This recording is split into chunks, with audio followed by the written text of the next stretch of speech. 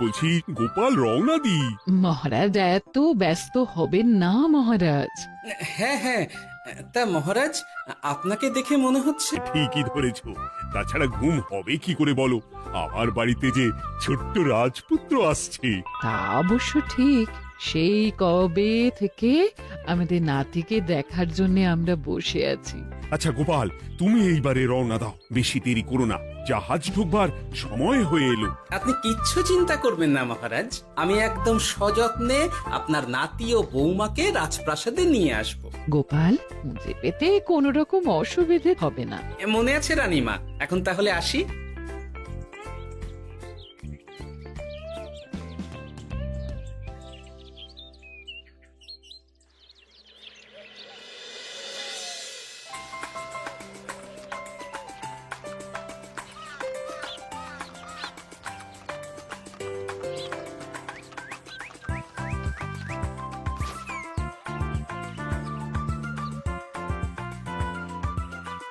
এসো এসো বৌমা, এসো। আরে আমার নাতি বাবু যে। বৌমা, পথে আসতে কোনো কষ্ট হয়নি তো? এইটুকু পথ আসতে কোনো রকম কষ্ট হয়নি মা। গোপাল কাকা এত ভালো যে কি বলবো। যাক যাক, গোপাল তাহলে আরো একবার আমার মান রাখলো। যতদিন গোপালের ধরে থাকবে তার প্রাণ, সে ততদিন মহারাজের রাখবে যে মান। হ্যাঁ মহারাজ, আমি থাকতে আপনি একদম চিন্তা করবেন না মহারাজ। বেশ বেশ বেশ। আমি তাহলে এখন আসি, কেমন? আরে আরে, কোথায় যাচ্ছ গোপাল? একেবারে মধ্যাহ্ন ভোজনটাও সেরে যাও। ও, ভোজনের ব্যবস্থা আছে?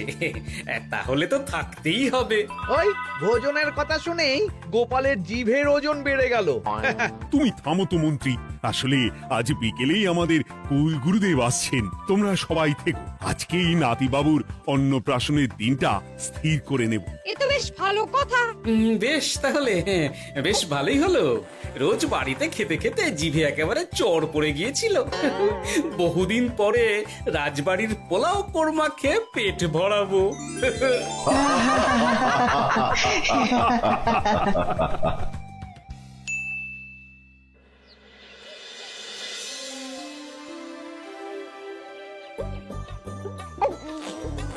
বাহ, তোদের নাতির তো ঢের উন্নতি হবে রে, খুব প্রতিপত্তি হবে, নাম যশ সব হবে, কোনো চিন্তা নেই।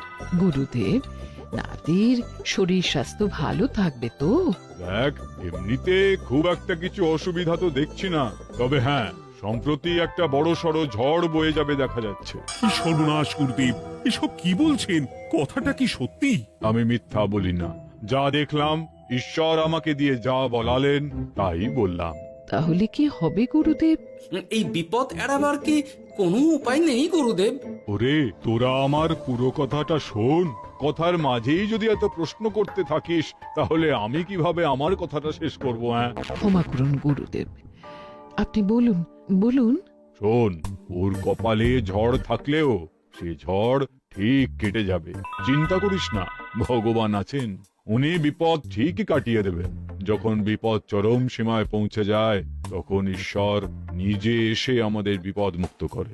সত্যি গুরুদেব, ঈশ্বর নিজে আসেন? হ্যাঁ, নিজে আসেন। জয় গুরুদেবের জয়।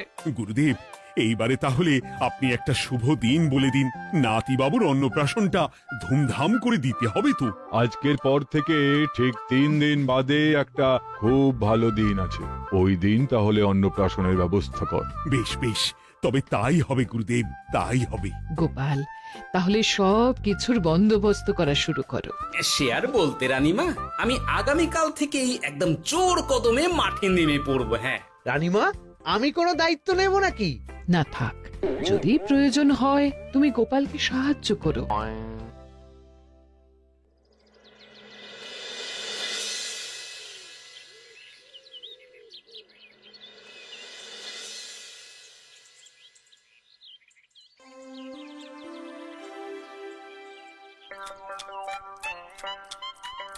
অপূর্ব হয়েছে রান্নাগুলো। সুযোগ পেয়েছে একেবারে 3 দিনের খাওয়া খেয়ে নিচ্ছে। সুযোগ কি কেউ ছাড়ে মন্ত্রী মশাই? এই আপনি বলুন না, যখনই সুযোগ পান কোষাগার থেকে একেবারে থলি ভরে ভরে মোহর সরিয়ে। থাক, মুখ বন্ধ করো, আমার ঘাট হয়েছে বলাটা। তুমি বাবু মন প্রাণ ভরে খাও, কেমন? মহারাজ, এইরকম একটা খুশির দিনেও আপনার মুখে হাসি নেই কেন? আসলে নাতিবাবু তো আর 2-1 দিন পরেই চলে যাবে, সেই কারণেই তো মনটা বড্ড ভারাক্রান্ত হয়ে রয়েছে। তা তো ঠিকই, আমাদের ছেলেটা আসতে পারল না, যাও বা নাতি এলো, তাও তো এই কটা দিন কি আনন্দেই না কাটলো।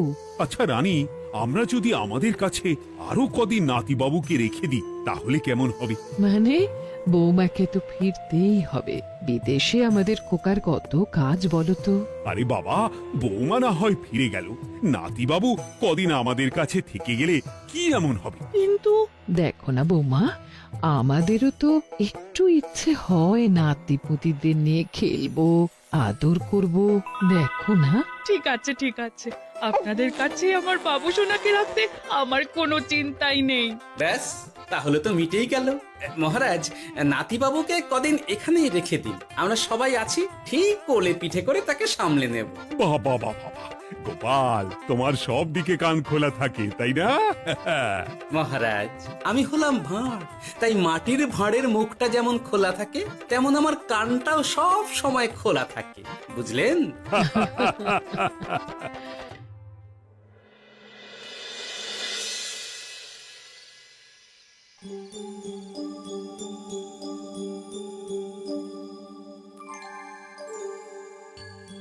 কি ব্যাপার মহারাজ, আপনি এখনো শোননি কেন?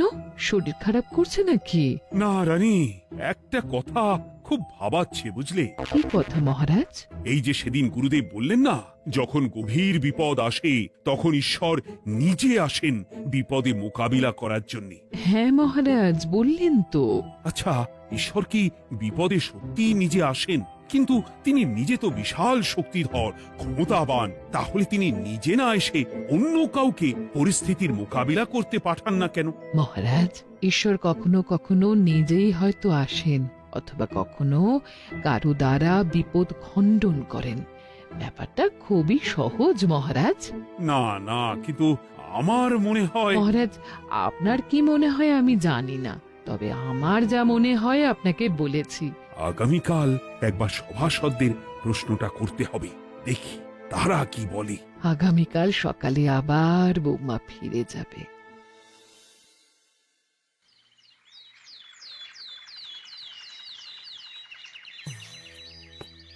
আমি তাহলে আসি, আমার সন্তানকে আপনাদের কাছে কদিনের জন্য রেখে গেলাম, ওকে খুব যত্নে সাবধানে রেখে দেবেন, কেমন? তুমি কোনো চিন্তা করো না মা, আমাদের নাতিবাবু একদম দুধে ভাতে থাকবে। কদিন একটু দেশের মাটিটা চিনে নিক, তারপর না হয় আবার বিদেশে পাড়ি দেবে। এই বলো সোনা।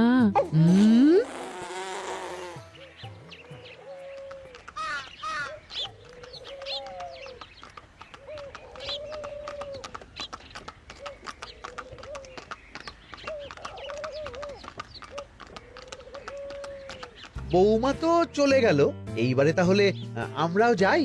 আজকেও নিশ্চয়ই বৌমার ফিরে যাওয়া উপলক্ষে রাজসভা বন্ধ থাকবে। ভুলেও এই সব কথা ভেবো না মন্ত্রী, চলো এইবারে সবাই রাজসভায় চলো, তোমাদেরকে একটা খুবই গুরুত্বপূর্ণ প্রশ্ন করব। সেরেছে, মহারাজ আবার কি প্রশ্ন করবেন ভগবান জানে। সবাই রাজসভায় এসো।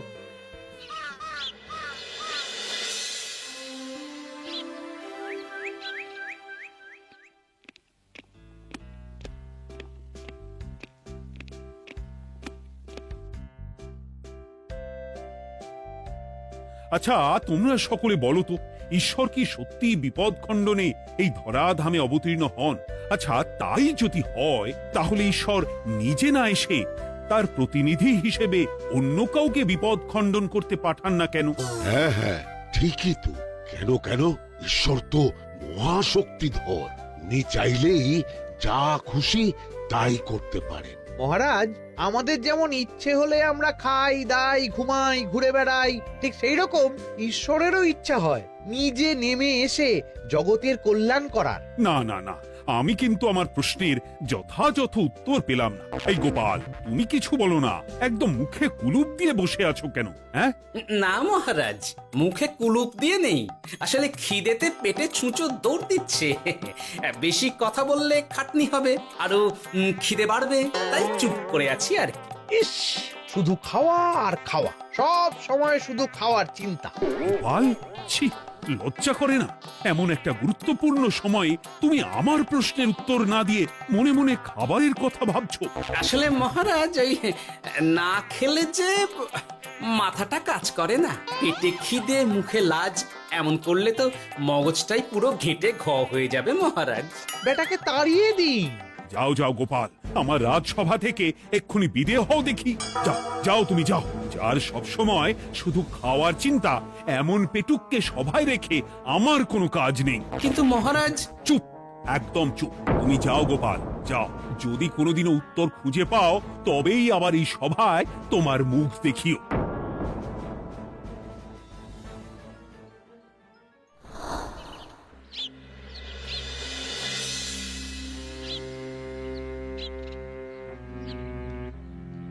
মহারাজ যে এমন সামান্য কারণে আমায় রাজসভা থেকে বার করে দেবেন ভাবতেও পারিনি। এখন কি যে করি, একে তো মাসের শেষ, সংসারে তুমুল টানাটানি।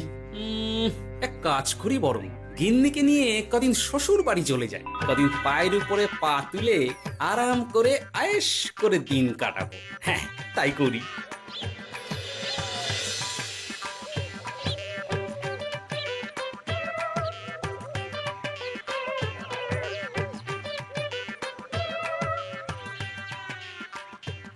গিন্নি, ও গিন্নি, বলছি কি, ওই শিগগিরই তল্পি তল্পা গুছিয়ে তোমার বাপের বাড়ি চল, এই কটা দিনের জন্য দুজনে ঘুরে আসি, বুঝলে? কি ব্যাপার? তোমার হঠাৎ করে আমার বাপের বাড়ি যাবার হিড়িক কেন? কিছু মতলব আছে নাকি?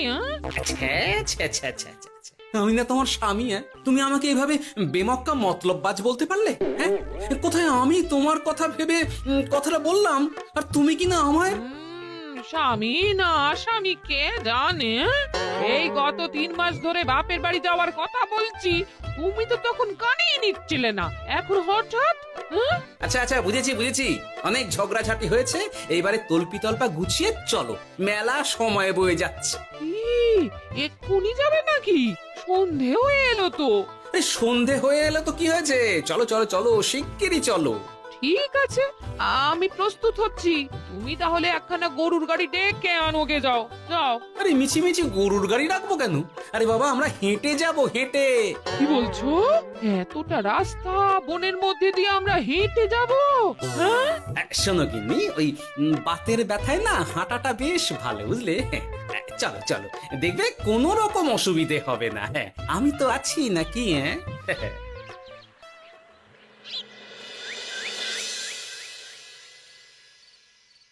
বাবা, হ্যাঁ, বনটা বেশ ঘন। বলি, এই সময়ে এই বনের মধ্যে দিয়ে কেউ হেঁটে যায়? মেলা গজগজ না করে চুপচাপ এসো দেখি। ও মা গো, বাবা গো, বাবা গো, কি লাগাটাই না লাগলো গো। আরে, তোমার থেকে আমার বেশি লেগেছে, যা একখানা ধাক্কা মারলে। কি করবো? গিন্নি আমায় ধাক্কা মেরে ফেললো বটে, কিন্তু আজ আমি মহারাজের প্রশ্নের যথাযথ উত্তর পেয়ে গেলাম। বেড়াল ছানাটিকে বাঁচাতে কোনো কিছু না ভেবেই কিভাবে বেড়ালটা ওই বাঘা কুকুরটার দিকে তেড়ে গেল। হ্যাঁ, তার মানে বিপদে পড়লে সন্তানকে বাঁচাতে না, আমাকে এক্ষুনি একবার রাজপ্রাসাদে যেতে হবে, রানীমার সঙ্গে কথা বলতে হবে। আরে আরে আরে আরে, ওদিকে কোথায় চললে গো? ওদিকে তো তোমার শ্বশুর বাড়ি নয়? আরে বাবা, আমার নয়, তোমার শ্বশুর বাড়ির দিকেই আবার যাচ্ছি, বুঝলে? তার মানে আমরা আর যাবো না? না না, পরে যাব, তাড়াতাড়ি এসো দেখিনি। এ কি রে বাবা, লোকটার মাথাটা কি গেছে নাকি? কখন যে কি করছে নিজেরই ঠিক নেই, যত সব।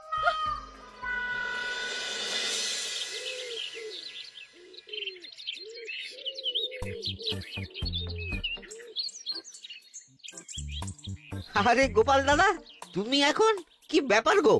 আমি একটু রানীমার সঙ্গে দেখা করতে চাই, খুব দরকার। কিন্তু এখন তো সকলে ঘুমাচ্ছে, তাই আমি তো এখন তোমাকে ঢুকতে দিতে পারবো না। আরে অযথা কথা না বলে পথ ছাড়ো, ভিতরে ঢুকতে দাও। গোপাল দাদা, তুমি এই সময় ওই ঢোকার জন্য অহেতুক জেদ করো না। তাছাড়া আমি যতদূর জানি তোমায় তো মহারাজ তাড়িয়ে দিয়েছিলেন, তাহলে আবার বহাল হব, চিন্তা করো না। দয়া করে এখন ঢুকতে দাও। গোপাল দাদা। আহ পেয়াদা, এই এই কি ব্যাপার? এত হইচই কিসের? কি হয়েছে? রানীমা, আমি আপনার সঙ্গে একটু কথা বলতে চাই, বিশেষ দরকার আছে। এসো এসো, ভেতরে এসো। তাহলে মহারাজকে তোমার পরিকল্পনা মতো বাইরে নিয়ে যেতে পারলেই উনি ওনার প্রশ্নের উপযুক্ত জবাব পেয়ে যাবেন, বলছো? সে ব্যাপারে আপনি 100% নিশ্চিত থাকুন রানীমা। এখন আপনি শুধু আমার পরিকল্পনা অনুযায়ী মহারাজকে নৌকা বিহারে যেতে রাজি করান। তারপর কি হয় সেটা আপনি নিজেই সচক্ষে প্রমাণ পেয়ে যাবেন। তোমার উপরে আমার অগাধ আস্থা গোপাল। ঠিক আছে, তুমি যেমনটা বললে ঠিক ওইভাবেই আমি নৌকা বিহারের ব্যবস্থা করছি। রানীমা, দেখবেন এই পরিকল্পনাটা যাতে কোনোভাবেই পাঁচকান না হয়, তাহলে কিন্তু সব ভেস্তে যাবে। নিশ্চিন্তে থাকো গোপাল, কিচ্ছু হবে না, নিশ্চিন্তে থাকো।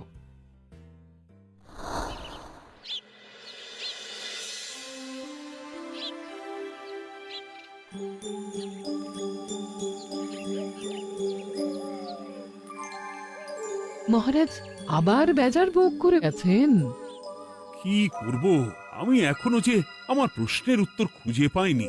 এইভাবে আপনি আর কতদিন মুখ ভার করে বসে থাকবেন শুনি? কি জানি, কিছুই আর ভালো লাগে না যে। বলছি শুনুন না মহারাজ, নাতিকে নিয়ে চলুন না, আমরা একটু নৌকা বিহারে যাই, তাহলে ওরও ভালো লাগবে আর আপনার মনটাও বেশ অন্যরকম হবে। ঠিক আছে, তাহলে চলো একটু নৌকা বিহার করে আসি।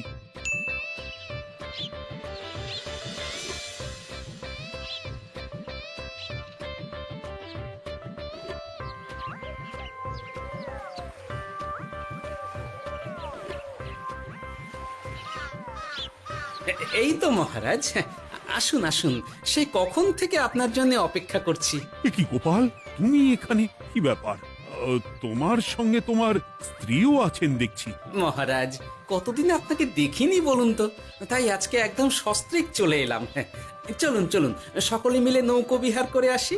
কিন্তু আমি তো তোমাকে তাড়িয়ে দিয়েছিলাম, তারপরেও তুমি। মহারাজ, অনেক তো হয়েছে, এখন এসব কথা ছেড়ে নৌকোতে টুকুস করে উঠে পড়ুন দেখি। কিন্তু মহারাজ অযথা দেরি করবেন না, চলুন উঠে পড়ুন।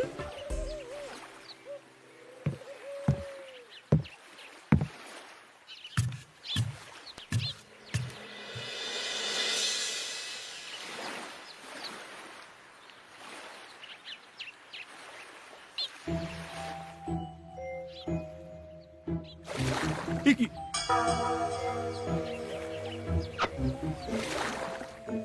এই নাও, দেখো দেখো, ও কোনো সাড়া শব্দ করছে না কেন? সারা শব্দ করবেন না মহারাজ। মানে এসব কি বলছো? এই পুটুলির ভেতরে তো আপনার নাতি নেই, এখানে নাতির বদলে রয়েছে একখানা খেলার পুতুল। এসব কি বলছো তুমি? এইটা যদি পুতুলি হয় তাহলে আমার নাতি বাবু কোথায়? হ্যাঁ, আপনার নাতি এইখানে একদম সুরক্ষিত অবস্থাতেই আছে। যাক বাবা, আমি যে কি ভয় পেয়ে গেছিলাম তার কি বলবো। কিন্তু রানী, তুমি আমার সঙ্গে হঠাৎ কেন এমন ছলনা করলে? হ্যাঁ, আমার কথাই মহারাজ। কেন? আসলে আমি আপনাকে এই ঘটনার মধ্যে দিয়ে আপনার প্রশ্নের আসল উত্তরখানা দিতে চেয়েছিলাম, তাই। গোপাল, কি বলতে চাইছো একটু খুলে বলো তো। আপনি জানতে চেয়েছিলেন যে ঈশ্বর যেহেতু বিশাল ক্ষমতাধর, তাই সন্তানের বিপদে তিনি নিজে না এসে অন্য কাউকেও তো তার প্রতিনিধি হিসাবে বিপদটা কাটাতে পাঠাতে পারেন। হ্যাঁ, কিন্তু তার সঙ্গে এই ঘটনার কি সম্পর্ক শুনি? মহারাজ, পুতুলটি যখন জলে পড়ে গেল তখন আপনি সেটিকে নিজের নাতি ভেবেই একবারও কারুর জন্য অপেক্ষা উপেক্ষা না করে, নিজের প্রাণের তোয়াক্কা না করে নাতিবাবুকে রক্ষা করলেন। মহারাজ, আমরা ঈশ্বরের মানব সন্তান। ঈশ্বর আমাদের সকলের হৃদয়ের ভিতরে বসবাস করে, তাই বিপদ হলেই তিনি ছুটে আসেন, কখনো নিজে, আবার কখনো বা কোনরূপ প্রতিনিধি মারফত। তাই ভবিষ্যতে আর কোনোদিনও ঈশ্বর সম্পর্কিত কোনরূপ সংশয় মনে রাখবেন না, কেমন? সাধু সাধু, ধন্য তোমার বুদ্ধি হে গোপাল। সত্যি যেভাবে তুমি একটা ঘটনার মধ্যে দিয়ে আমায় আমার প্রশ্নের উত্তরটা ব্যাখ্যা সমেত, তার কোনো তুলনা হয় না। তোমার যে আর কিভাবে প্রশংসা করব তাই ভাবছি। মহারাজ, আমার আর প্রশংসা না করে ওই পেট পুরে একটু ভালো মন্দ খাওয়ান তো দেখি, তাহলেই হবে, আর কিচ্ছু চাই না। আচ্ছা আচ্ছা, বেশ বেশ, তাই হবে। আগামী 7 দিন তোমার সস্ত্রীক সহ রাজবাড়িতে দুবেলা আহারের নিমন্ত্রণ থাকলো, কেমন? ব্যাস, আর কি চাই?